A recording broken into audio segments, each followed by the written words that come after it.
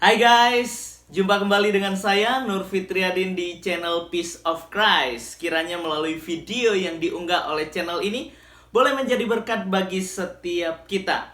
Kita akan melihat bahwa beberapa hari ke depan, tidak sampai 1 bulan, umat Kristiani akan merayakan Natal, yaitu hari kelahiran Tuhan Yesus ke dalam dunia untuk menjadi juru selamat. Yang menjadi persoalan adalah dari tahun ke tahun ini sangat ironis di negeri ini. Ornamen Natal, pernak-pernik Natal, dan ucapan-ucapan selamat Natal itu diharamkan oleh agama tertentu yang ada di negeri ini. Yang menurut saya itu adalah sesuatu yang sangat menyedihkan. Bahkan ini adalah sesuatu yang tidak boleh ada sebenarnya di negeri ini. Karena Indonesia ini terkenal dengan Bhinneka Tunggal Ika, yaitu beraneka ragam suku, agama, ras, bahasa, dan lain sebagainya. Menurut saya itu adalah suatu hal yang wajar mengucapkan selamat Natal, ada ornamen Natal, sebab negeri ini bukan milik satu agama tertentu yang ada menduduki negeri ini, tetapi beraneka ragam suku, bahasa, agama, ras, dan lain sebagainya. Saya sangat tertarik dengan apa yang sudah dilakukan oleh Wali Kota Solo, yaitu Bapak Gibran. Wah, dia menyambut Natal ini nanti di Kota Solo pasti akan ramai dengan pernak-pernik Natal. Loh, ini adalah sesuatu yang luar biasa. Pemimpin yang diharapkan di negeri ini adalah seorang pemimpin seperti Wali Kota Solo ini, yang begitu tinggi menjunjung nasionalisme, bahkan nilai-nilai toleransi antar umat beragama. Seharusnya seperti ini nih guys yang ada di negeri ini. Pemimpin-pemimpinnya harusnya seperti Bapak Gibran ini. Apa sih yang dilakukan oleh Wali Kota Solo ini nantinya menyambut Natal di Solo khususnya? Yuk kita perhatikan pembicaraan Bapak Gibran dengan krunya yang ada di video ini. Yuk kita simak. Mas, sebelumnya tampilkan materi saya. Sebenarnya bukan materi sih, tapi link berita. Ini. Nah, ini ada beberapa hal yang pernah terjadi di Kota Solo di awal-awal saya menjabat ya. Jadi kalau di Kota Solo itu, di balai kota itu seringnya kalau pas Imlek ada lampion. Kemarin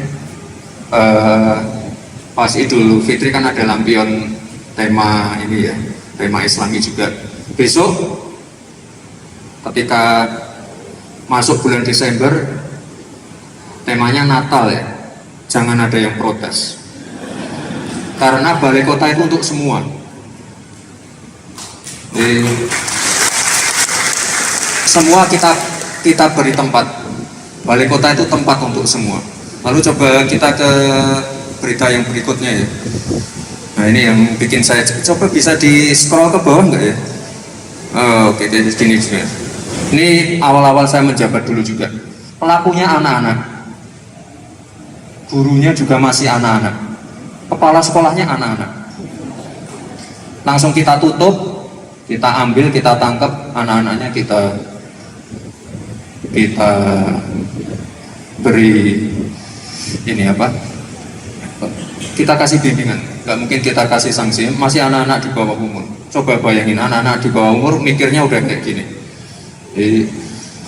Dan setelah kejadian ini ada kejadian berikutnya yang sebenarnya tidak diekspos di media. Jadi kita banyak mengambil orang-orang sekolah-sekolah yang simpel aja ya, bagaimana kita bisa mengaplikasikan ke kegiatan sehari-hari. Misalnya Solo ini kan sedang banyak-banyaknya event. Misalnya kemarin kita jadi tuan rumah ASEAN Para Games. Artinya apa? Kita harus welcome kepada orang-orang difabel, atau hal-hal simpel aja. Mungkin yang di sini pendukung Persis kan baru aja naik ke Liga 1. Artinya apa? Kalau ada pertandingan dengan Jogja, Sleman, Semarang, para pendatang supporter dari kota lain ojo mbok bandemi. Gitu. Kita harus welcome seperti itu. Misalnya besok kita jadi tuan rumah Muktamar Muhammadiyah. Ini juga besok mendatangkan 3 juta pengunjung loh ke Solo. Dan mereka juga ini apa? Ada beberapa sekolah swasta non-Islam juga yang dipakai untuk tempat transit. Ini loh, hal kecil seperti ini loh yang bisa diterapkan di kota Solo. Lalu tadi saya bilang juga di akhir tahun balai kota nanti ada ornamen-ornamen, hiasan-hiasan Natal. Ini semuanya harus welcome juga. Dan mungkin mumpung ada Mbak Yeni di sini, mungkin saya bertanya juga mungkin, Mbak mengucapkan selamat Natal boleh nggak? Nah, soalnya apa? Ini tiap tahun ditanyakan dan tiap tahun jadi problem. Nah ini mumpung ada adik-adik juga di sini, kita dengarkan aja nih dari Mbak Yeni. Nah. Tadi saya cerita ya soal Grand Syekh Al-Azhar ya, Syekh At-Tayyib ya. Itu setiap tahun beliau selalu mengirimkan, beliau kan di Mesir, Al-Azhar itu di Mesir ya. Jadi selalu yang namanya Al-Azhar setiap tahun akan mengirimkan surat resmi mengucapkan selamat Natal kepada gereja Koptik Mesir. Ya, di Mesir itu ada namanya, Kristennya namanya Kristen Koptik. Nah, tiap tahun ini pasti Syekhul Akbar Al-Azhar pasti mengirimkan surat mengucapkan selamat Natal. Yes. Lah kok gini, kok apa ya, kemenyek gitu loh ya, sampai merasa lebih keminter paling tahu gitu, katanya haram. Monggo, yang nggak mau mengucapkan nggak apa-apa. Ya, itu hak pribadi masing-masing. Namun juga jangan mencela orang yang mengucapkan, wis dewe-dewe wae. Niatnya, ya semuanya itu kembali kepada niat masing-masing. Ya, nah kalau yang niatnya mengucapkan, niatnya itu apa? Ya, niatnya itu adalah untuk menjaga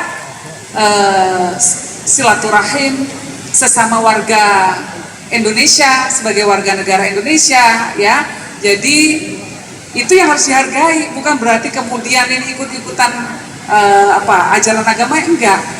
Nah, jadi gitu Mas, kira-kira Mas.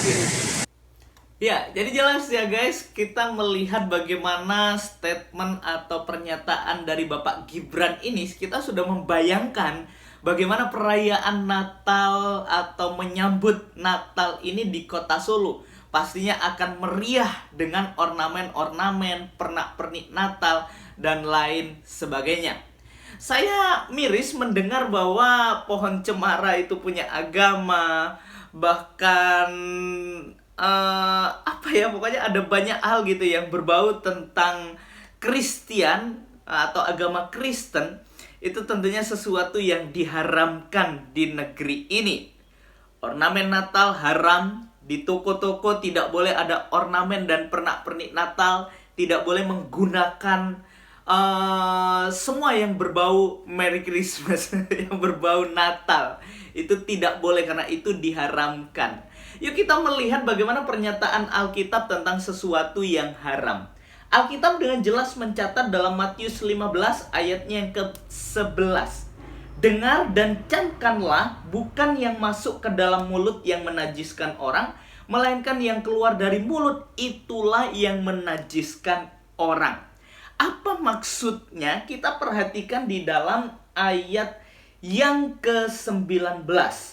Karena dari hati timbul segala pikiran jahat, pembunuhan, perzinahan, percabulan, pencurian, sumpah palsu, dan hujat. Itulah sebenarnya yang mengharamkan. Kalau kata-kata yang memberkati, mengucapkan selamat Natal, dan lain sebagainya, memberkati orang lain, itu adalah sesuatu yang tidak haram tentunya. Apalagi pernak-pernik Natal yang dipakai itu adalah sesuatu yang tidak mengharamkan. Yang mengharamkan itu adalah sesuatu yang jahat, yang keluar dari mulut, yang timbul dari hati, yaitu kata-kata hujat, kata-kata yang tidak jadi berkat bagi orang lain. Itu yang paling penting. Bukan berarti menghujat itu adalah sesuatu yang dihalalkan bagi agama tertentu. Menghujat agama orang lain itu dihalalkan. Apalagi ada yang bilang, wah darah orang ini halal loh. Itu adalah sesuatu yang miris sekali menurut saya ada di negeri ini. Karena apa? Karena banyak orang tidak mengerti ajaran-ajaran yang diajarkan oleh agama tertentu yang ada di Indonesia ini. Mari kita bijak, mari kita belajar sungguh-sungguh tentang agama yang sudah diajarkan. Saya yakin dan percaya ketika orang memahami agama, maka hidupnya akan memiliki iman yang pasti, dan perilakunya itu sudah otomatis menunjukkan bagaimana tindakan orang yang beriman, guys. Ini yang harus kita perlu ingat. Banyak orang yang beragama tapi hidupnya tidak mencerminkan agama itu sendiri. Penghujatan, intoleran, dan lain sebagainya. Sebenarnya itu tidak boleh ada di negeri Indonesia tercinta ini. Yuk kita bijak, pemuka-pemuka agama dan pengajar-pengajar agama, mari kita belajar, ajar umat kita beriman dengan baik dalam agama yang sudah dianut dan agama yang sudah dipercaya. Maka secara otomatis ketika orang itu beriman kepada agamanya, maka mencerminkan bagaimana perilaku dan tingkah lakunya sebagai orang yang beriman. Jadi mari kita bijak menggunakan tutur kata kita, bijak menggunakan tingkah laku kita, dan lain sebagainya. Jangan sedikit-sedikit haram, jangan sedikit-sedikit bilang ini haram. Ini adalah sesuatu yang menyedihkan di negeri ini. Mari kita bijak, memahami dan berpikir menggunakan sesuatu dengan baik, dengan menjadi berkat bagi orang lain. Tuhan Yesus memberkati. God bless you.